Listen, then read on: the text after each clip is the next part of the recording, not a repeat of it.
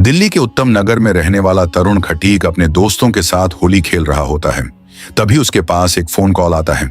ये phone call उसके घर से था। वह तुरंत ही अपनी बाइक उठाता है और अपने घर की तरफ निकल पड़ता है। जैसे ही वह अपने घर के पास पहुंचता है, कुछ लोग उसे घेर लेते हैं और उस पर डंडों से और पत्थरों से हमला कर देते हैं। कुछ ही पल में तरुण की मृत्यु हो जाती है। पर उस फोन कॉल पे क्या बात हुई थी और क्यों तरुण को कुछ लोगों ने घेर कर मार डाला? क्या यह कोई आपसी रंजिश थी या यह एक धार्मिक सांप्रदायिक हमला था?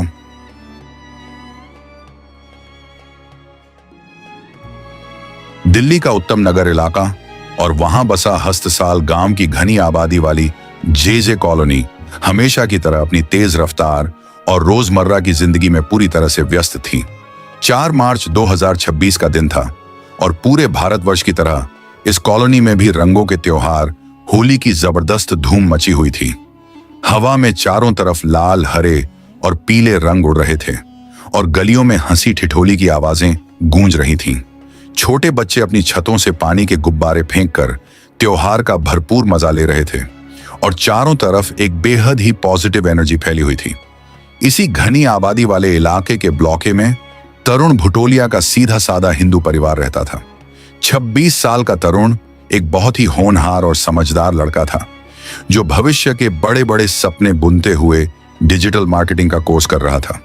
उसके पिता मेमराज और उसकी मां सुनीता को अपने इस होनहार बेटे से बहुत ज्यादा उम्मीदें थीं, क्योंकि वह जल्द ही अपनी पढ़ाई पूरी करके अपने पैरों पर खड़ा होने वाला था और घर की सारी फाइनेंशियल रिस्पॉन्सिबिलिटी उठाने वाला था। तरुण अपनी फैमिली का इकलौता ऐसा चिराग था जो उनकी गरीबी और संघर्ष के अंधेरे को दूर करने का सपना देखता था।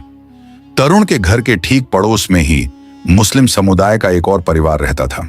इन दोनों हिंदू और मुस्लिम परिवारों के बीच वैसे तो पिछले 50 सालों से पड़ोस का एक पुराना रिश्ता चला आ रहा था, लेकिन यह रिश्ता कभी भी मिठास भरा नहीं रहा। उनके बीच अक्सर पार्किंग की जगह को लेकर और कूड़ा फेंकने जैसी छोटी छोटी बातों को लेकर भयंकर विवाद होता रहता था। ये पुरानी रंजिशें और कड़वाहटें अंदर ही अंदर एक खामोश नफरत की तरह पल रही थीं। ऐसा लगता था जैसे दोनों परिवार बस एक दूसरे को बर्दाश्त कर रहे हों, लेकिन किसी को भी इस बात का जरा सा भी अंदाजा नहीं था कि होली के इस पावन दिन पर यह पुरानी दुश्मनी इस कदर अपना खौफनाक रूप दिखाएगी कि सब कुछ राख में तब्दील हो जाएगा। इंसान के अंदर छिपी नफरत जब बाहर आती है तो वह किसी त्योहार या खुशी का लिहाज नहीं करती। सुबह के करीब 10 बज रहे थे और तरुण की 11 साल की मासूम चचेरी बहन अपनी छत पर खुशी खुशी होली खेल रही थी। वह बच्ची अपनी मस्ती में चूर थी और उसने खेल खेल में अपने पिता टेकचंद की तरफ एक पानी का गुब्बारा फेंका जो सड़क पर खड़े थे, लेकिन किस्मत को शायद कुछ और ही मंजूर था। वह गुब्बारा निशाना चूक कर गलती से नीचे सड़क पर जा गिरा और जोरदार आवाज के साथ फट गया। एन उसी समय वहां से सैरा नाम की एक 40 साल की मुस्लिम महिला गुजर रही थी, जिसे मोहल्ले के लोग काली भी कहकर बुलाते थे। ऊपर से गिरा वह गुब्बारा जमीन पर फटा और उसके रंगीन पानी की कुछ बूंदें सैरा के कपड़ों पर जा लगी। यह एक छोटी बच्ची की अनजाने में हुई बहुत ही मामूली सी गलती थी, जिसे होली के इस खुशनुमा माहौल में आसानी से हंसकर नजरअंदाज किया जा सकता था। अक्सर त्योहारों में लोग बुरा ना मानो, होली है कहकर ऐसी बातों को टाल देते हैं, लेकिन सैरा ने इस छोटी सी बात पर राई का पहाड़ बना दिया।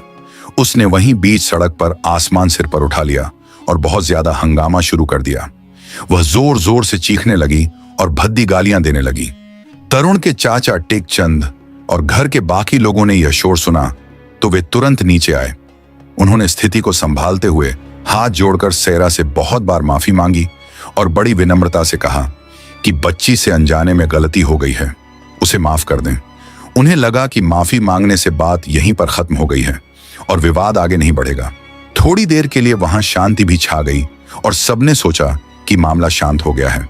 मोहल्ले के लोग भी वापस अपने त्योहार में रम गए, लेकिन उन्हें यह बिल्कुल भी नहीं पता था कि यह शांति तो सिर्फ एक भयंकर तूफान के आने से पहले का सन्नाटा है, जो उनके घर का चिराग हमेशा के लिए बुझाने वाला है।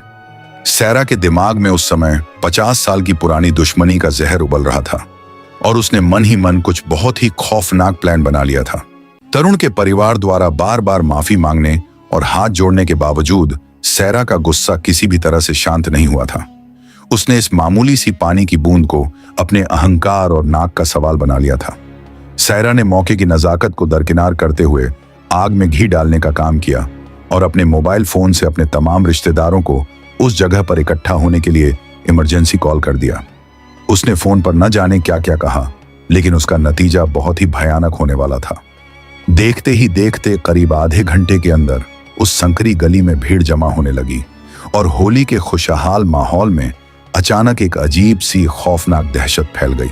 सायरा के बुलावे पर उसके परिवार वाले और मुस्लिम समुदाय के कई रिश्तेदार, जिनमें 50 साल की शरीफन, 36 साल की सलमा, 21 साल का सुहैल, 20 साल का समीर चौहान, 22 साल का फिरोज और 50 साल का इस्माइल जैसे कई लोग शामिल थे, वहां पूरी तैयारी के साथ पहुंच गए।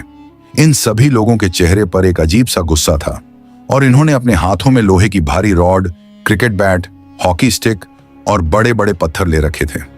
हथियारों से लैस इतनी बड़ी और हिंसक भीड़ को अपने घर के बाहर देखकर तरुण की हिंदू फैमिली बुरी तरह से घबरा गई। कुछ ही देर पहले जिस गली में होली के मस्त गीतों की मधुर आवाज आ रही थी, वहां अब सिर्फ गंदी गालियों और जान से मारने की धमकियों का खौफनाक शोर गूंज रहा था। किस्मत की सबसे बड़ी विडंबना देखिए कि तरुण उस समय अपने घर पर मौजूद नहीं था। वह अपने फ्रेंड्स के साथ होली की पार्टी मनाने के लिए बाहर किसी दूसरी जगह गया हुआ था। घर के बुजुर्गों और घबराई हुई महिलाओं ने उन हमलावरों को समझाने बुझाने की बहुत कोशिश की, लेकिन उनके सिर पर तो जैसे खून सवार था। बातचीत का कोई असर नहीं हुआ और उन लोगों ने अचानक तरुण के घर वालों पर एक साथ हमला कर दिया।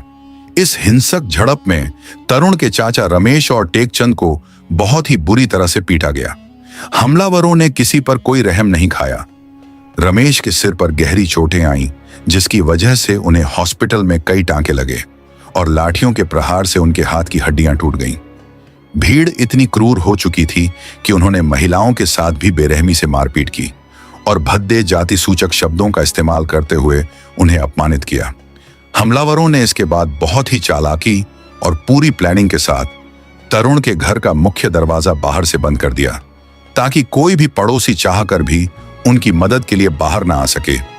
यह सब देखकर साफ लग रहा था कि यह कोई अचानक हुआ झगड़ा नहीं था, बल्कि 50 साल की पुरानी दुश्मनी और नफरत का बदला एक पानी के गुब्बारे का झूठा बहाना लेकर निकाला जा रहा था। घर के अंदर बुरी तरह से फंसे परिवार के लोग चीख चीख कर मदद के लिए गुहार लगा रहे थे, लेकिन बाहर खड़ी हथियारबंद भीड़ किसी की भी सुनने को बिल्कुल तैयार नहीं थी। उन लोगों ने पूरी गली में ऐसा खौफ और दहशत का माहौल बना दिया था कि जो भी व्यक्ति बीच बचाव करने की थोड़ी सी भी हिम्मत दिखाता, उसे धमकाकर और डराकर वापस भगा देते। मोहल्ले के बाकी लोग भी अपनी जान के डर से अपने घरों के दरवाजे बंद करके खिड़कियों से यह खौफनाक मंजर देखने को मजबूर थे। एक आम इंसान की बेबसी का यह सबसे भयानक रूप था, जहां कानून और इंसानियत दोनों उस भीड़ के सामने घुटने टेक चुके थे। हर गुजरता पल तरुण के परिवार के लिए मौत के करीब जाने जैसा महसूस हो रहा था। इस भयंकर चीख पुकार और दहशत के बीच घर वालों ने किसी तरह छुपकर घबराहट में तरुण को फोन किया और रोते हुए उसे बताया कि उन पर पड़ोसियों ने बहुत ही खतरनाक और जानलेवा हमला कर दिया है। अपनी फैमिली को इतने बड़े खतरे में सुनकर तरुण के तो जैसे पैरों तले जमीन ही खिसक गई। वह उस समय अपने दोस्तों के साथ खुशी खुशी त्योहार मना रहा था, लेकिन अपनी मां सुनीता की रोती हुई आवाज सुनकर वह अपनी बाइक स्टार्ट करके तुरंत पूरी रफ्तार से अपने घर की तरफ निकल पड़ा। उसके दिल में बस एक ही बात चल रही थी कि वह जल्दी से वहां जाकर किसी तरह मामले को शांत कर लेगा और अपने बूढ़े माता पिता को बचा लेगा। एक बेटे का अपनी फैमिली के प्रति जो फर्ज होता है, तरुण बस उसी फर्ज को निभाने के लिए मौत के मुंह में जा रहा था। लेकिन उस बेकसूर नौजवान को क्या पता था कि गली के नुक्कड़ पर मौत एक भयानक जाल बिछाए उसका ही बेसब्री से इंतजार कर रही है। जैसे ही तरुण करीब 1 घंटे बाद अपनी बाइक से हस्तसाल की उस संकरी गली के पास पहुंचा, 10 से 15 लोगों की उस खून की प्यासी भीड़ ने उसे बीच रास्ते में ही चारों तरफ से घेर लिया। तरुण अभी बाइक से उतरकर कुछ समझ पाता या किसी से बात कर पाता, उससे पहले ही उस पर लोहे की रॉड और भारी क्रिकेट बैट से ताबड़तोड़ जानलेवा वार शुरू हो गए। वह बिल्कुल अकेला था और उसके सामने खड़े हमलावर बहुत सारे और हथियारों से लैस थे। उन्होंने तरुण को बिना कोई मौका दिए बहुत ही बेरहमी से पीटना शुरू कर दिया और जब वह खून से लथपथ होकर जमीन पर गिर गया तो उस पर बड़े पत्थरों और सीमेंट की भारी ईंटों से भयानक हमला किया गया। यह सब कुछ तरुण के घर के ठीक बाहर गली में हो रहा था।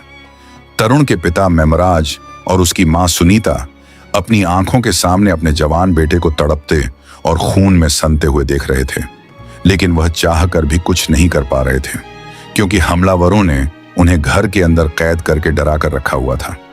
यह दर्दनाक नजारा ऐसा था कि कोई भी पत्थर दिल इंसान खून के आंसू रो पड़े। तरुण असहनीय दर्द से सड़क पर चीख रहा था, लेकिन उस नफरत भरी भीड़ में किसी को भी उस मासूम पर रत्ती भर भी तरस नहीं आया। उन्होंने तरुण को तब तक बिना रुके पीटा जब तक कि वह पूरी तरह से अधमरा नहीं हो गया और उसकी आवाज आनी हमेशा के लिए बंद नहीं हो गई। जो प्यारा बेटा कुछ घंटे पहले ही हंसते खेलते त्योहार मनाने घर से निकला था, वह अब खून से लथपथ एक बेजान शरीर की तरह धूल भरी सड़क पर पड़ा था। इस पूरी घटना ने इंसानियत की सारी हदें पार कर दी थीं। कुछ पड़ोसियों ने काफी हिम्मत जुटाकर किसी तरह पुलिस को इस भयानक झगड़े की सूचना दी, लेकिन जब तक पुलिस की गाड़ियां सायरन बजाते हुए वहां पहुंचती, तब तक हमलावर अपना खौफनाक काम करके वहां से भाग चुके थे और तरुण की सांसें धीरे धीरे उखड़ने लगी थीं। यह सिर्फ एक जिस्म पर हमला नहीं था, बल्कि एक पूरे परिवार के सपनों और उनकी उम्मीदों का बेरहम कत्ल था, जिसे बहुत ही सोची समझी साजिश के तहत अंजाम दिया गया था। हमलावर जैसे ही अपना काला कारनामा करके वहां से भागने में कामयाब हुए, तरुण के बदहवास घर वालों ने रोते बिलखते हुए किसी तरह दरवाजा खोला और दौड़कर उसके खून से सने शरीर के पास पहुंचे। उन्होंने बिना एक पल की भी देरी किए उसे उठाया और तुरंत जनकपुरी के पास स्थित एक बड़े हॉस्पिटल में लेकर भागे। तरुण की हालत शब्दों में बयान नहीं की जा सकती थी। वह बहुत ही ज्यादा नाजुक स्थिति में था। उसके सिर और शरीर के कई हिस्सों पर इतनी गहरी चोटें आई थीं कि बहुत ज्यादा खून बह चुका था। हॉस्पिटल पहुंचते ही डॉक्टर्स की एक पूरी टीम ने उसे बचाने की अपनी पूरी ताकत लगा दी और उसका इमरजेंसी वार्ड में गहन इलाज शुरू किया। पूरी फैमिली अस्पताल के बाहर ठंडे फर्श पर बैठकर रो रो कर अपने भगवान से तरुण की सलामती की मिन्नतें और दुआएं मांग रही थी। एक बेबस मां का कलेजा फट रहा था और पिता की आंखों से आंसुओं की धारा रुकने का नाम नहीं ले रही थी। हर गुजरता पल उनके लिए एक सदी के बराबर लग रहा था, लेकिन किस्मत को शायद कुछ और ही दर्दनाक अंजाम मंजूर था। डॉक्टर्स ने तरुण की जान बचाने के लिए हर संभव मेडिकल प्रोसीजर का इस्तेमाल किया, लेकिन उसके सिर की चोटें इतनी गंभीर थीं कि उसका सरवाइव करना नामुमकिन होता जा रहा था। अगले दिन 5 मार्च 2026 की मनहूस सुबह होते ही डॉक्टर्स ने वह खबर सुनाई जिसने सब कुछ तबाह कर दिया। तरुण ने हॉस्पिटल के बिस्तर पर जिंदगी की जंग हारते हुए हमेशा के लिए दम तोड़ दिया।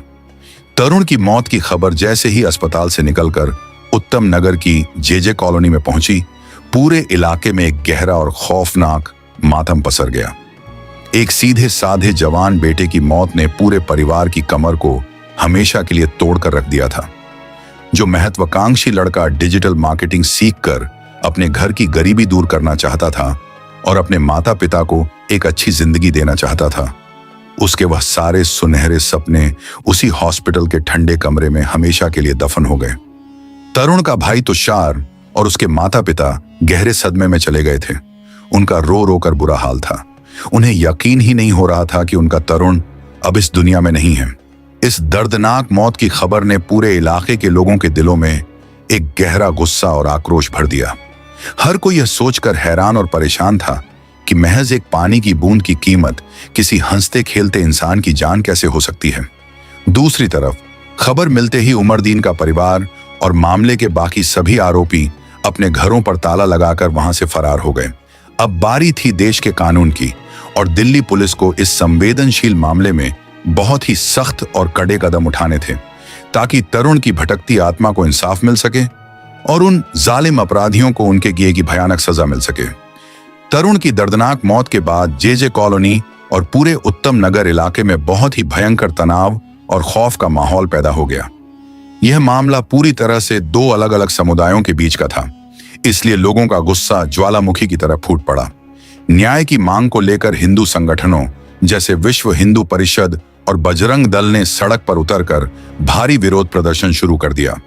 उन गुस्साए लोगों ने हर हर महादेव के जोरदार नारे लगाए और उत्तम नगर ईस्ट मेट्रो स्टेशन के पास मेन रोड को पूरी तरह से जाम कर दिया और अपना विरोध जताते हुए कुछ गाड़ियों में आग भी लगा दी, जिससे हालात और भी ज्यादा बिगड़ गए। हालात को पूरी तरह से बेकाबू होते देख दिल्ली पुलिस ने तुरंत सख्त एक्शन लिया। इलाके में कानून व्यवस्था बनाए रखने के लिए भारी पुलिस फोर्स और रैपिड एक्शन फोर्स यानी RAF की तैनाती कर दी गई। द्वारका जिले के DCP कुशल पाल सिंह ने खुद इस इन्वेस्टिगेशन की कमान अपने हाथों में ली और इलाके में डबल लेयर और ट्रिपल लेयर की बैरिकेडिंग करवा दी, ताकि कोई बाहरी असामाजिक तत्व इलाके में घुसकर दंगा ना भड़का सके। पुलिस ने बहुत ही मुस्तैदी दिखाते हुए जगह जगह छापेमारी की और छुपकर बैठे आरोपियों को पकड़ना शुरू किया। शुरुआत में 4 लोगों को गिरफ्तार किया गया था, लेकिन जैसे जैसे इन्वेस्टिगेशन आगे बढ़ी और कड़ियां जुड़ने लगीं, कई और चेहरे बेनकाब होने लगे। पुलिस ने लगातार छापेमारी करते हुए कुल 14 वयस्कों को इस खौफनाक मामले में गिरफ्तार किया और 2 नाबालिगों को भी पकड़ा जो इस हत्या में शामिल थे। पकड़े गए इन आरोपियों में मुख्य आरोपी महिला सायरा के साथ साथ शरीफन, सलमा, सुहैल, समीर, फिरोज, इस्माइल, मुजफ्फर, उमरदीन, जुम्मादीन, कमरुद्दीन, मुस्ताक, ताहिर और 38 साल का इमरान उर्फ बंटी शामिल थे। ये सभी लोग एक ही परिवार के सदस्य और आपस में रिश्तेदार थे, जिन्होंने मिलकर एक बेकसूर लड़के की जान ले ली थी। शुरुआत में पुलिस ने सिर्फ मारपीट और गैर इरादतन हत्या के प्रयास यानी BNS की धारा 110 के तहत FIR दर्ज की थी, लेकिन तरुण की मौत के बाद इसमें भारतीय न्याय संहिता की धारा 103 यानी हत्या का गंभीर मामला भी तुरंत जोड़ दिया गया। इसके साथ ही पीड़ित परिवार की मांग और मामले की सांप्रदायिक गंभीरता को देखते हुए पुलिस ने SC/ST प्रिवेंशन ऑफ एट्रोसाइड्स एक्ट की सख्त धाराएं भी आरोपियों पर लगाईं, क्योंकि तरुण हिंदू खटीक समाज से आता था। इन सख्त धाराओं की वजह से आरोपियों को आसानी से जमानत ना मिल सके और कड़ी से कड़ी सजा हो सके। पुलिस ने पूरे इलाके को एक छावनी में तब्दील कर दिया था और आसमान से ड्रोन कैमरे के जरिए लगातार निगरानी की जा रही थी। हर एक गली और चौराहे पर सिक्योरिटी फोर्सेस का पहरा था और पूरे इलाके की दुकानें एहतियातन बंद करवा दी गई थीं। पुलिस की इस त्वरित कार्रवाई ने लोगों के गुस्से को थोड़ा शांत जरूर किया, लेकिन इंसाफ की असली जंग अभी अदालत में लड़ी जानी बाकी थी। मामले की बढ़ती गंभीरता, समाज में फैले भारी आक्रोश और मीडिया की लगातार कवरेज को देखते हुए प्रशासन ने भी बहुत ही सख्त और कड़ा रवैया अपनाया।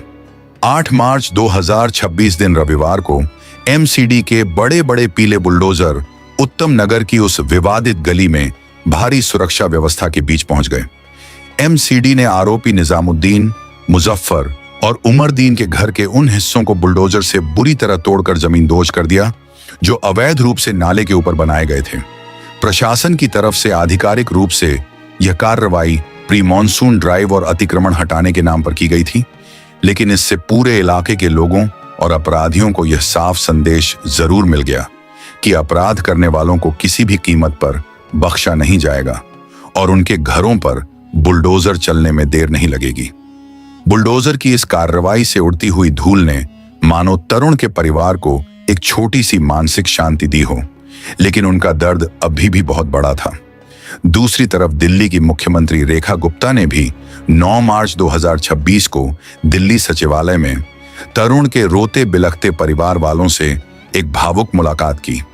उन्होंने परिवार का ढांढस बंधाया और बहुत ही स्पष्ट शब्दों में कहा कि तरुण को हर हाल में न्याय दिलाना उनकी सरकार की सबसे बड़ी प्राथमिकता है। उन्होंने आश्वासन दिया कि सभी दोषियों को अदालत से कड़ी सजा दिलवाई जाएगी और पीड़ित परिवार को हर संभव सरकारी और कानूनी मदद मिलेगी। इसके अलावा दिल्ली के परिवहन मंत्री पंकज सिंह और स्थानीय सांसद कमलजीत सहरावत ने भी पीड़ित परिवार के घर जाकर अपनी संवेदनाएं व्यक्त की और कहा कि होली जैसे भाईचारे के त्योहार को खून से रंगने वालों को बिल्कुल नहीं छोड़ा जाएगा। इन तमाम राजनीतिक मुलाकातों और पुलिस की कार्रवाई के बावजूद तरुण के पिता मेमराज को अभी भी स्थानीय पुलिस जांच पर पूरी तरह से भरोसा नहीं था। उनका मानना था कि इस हत्या में 20 से ज्यादा लोग शामिल थे, इसलिए उन्होंने इस पूरे मामले की गहराई से सच्चाई सामने लाने के लिए CBI जांच की बहुत ही कड़ी मांग की है। ताकि कोई भी असली अपराधी कानून के शिकंजे से बच ना सके। आज भी उत्तम नगर की उस जे कॉलोनी की मनहूस गली में एक अजीब सा डरावना सन्नाटा पसरा हुआ है। तरुण की फैमिली का आज भी रो रो कर बुरा हाल है। वे बेबस माता पिता आज भी अपने घर के दरवाजे की तरफ टकटकी लगाए देखते रहते हैं कि शायद उनका प्यारा बेटा तरुण किसी चमत्कार से वापस लौट आए और उन्हें माँ बाबूजी कहकर पुकारे। एक छोटे से पानी के गुब्बारे से शुरू हुआ यह खौफनाक विवाद हम सभी को यह सोचने पर मजबूर करता है कि आज के हमारे समाज में कितनी ज्यादा नफरत और गुस्सा भर गया है। 50 साल के पुराने पड़ोसी पलक झपकते ही कैसे एक दूसरे के खून के प्यासे बन जाते हैं और इंसानियत को शर्मसार कर देते हैं। तरुण तो अब इस जालिम दुनिया में नहीं है, लेकिन उसकी यह रुला देने वाली कहानी हमेशा हमें याद दिलाती रहेगी कि गुस्से में उठाया गया एक गलत कदम और छोटा सा विवाद कितने परिवारों की जिंदगी को हमेशा के लिए बर्बाद कर सकता है। दोस्तों, ये थी दिल्ली के उत्तम नगर इलाके के 26 साल के तरुण भुटोलिया की वह खौफनाक और दिल दहला देने वाली कहानी, जिसने हम सभी के दिलों को अंदर तक झकझोर कर रख दिया है। एक छोटी सी पानी की बूंद पर इतनी बेरहमी से किसी की जान ले लेना इंसानियत के नाम पर बहुत बड़ा कलंक है। हम पूरी उम्मीद करते हैं कि तरुण और उसकी फैमिली को कोर्ट से जल्द न्याय मिलेगा और दोषियों को फांसी की सजा होगी। अगर आपको यह सच्ची कहानी दिल को छूने वाली और जानकारी से भरी लगी हो तो अपनी राय कमेंट्स में जरूर दें और हमें बताएं कि हमारे देश में ऐसी हिंसक घटनाओं और मॉब लिंचिंग को रोकने के लिए गवर्नमेंट को क्या कड़े कदम उठाने चाहिए। इस वीडियो को ज्यादा से ज्यादा शेयर करें ताकि तरुण को इंसाफ मिल सके। हमेशा सतर्क रहें, अपने पड़ोसियों से अच्छे संबंध बनाएं और सबसे जरूरी बात कि अपने गुस्से पर हमेशा कंट्रोल रखें, क्योंकि इंसान की जान से बढ़कर इस दुनिया में कुछ भी नहीं होता। वीडियो देखने के लिए आपका बहुत बहुत धन्यवाद। जय हिंद, जय भारत।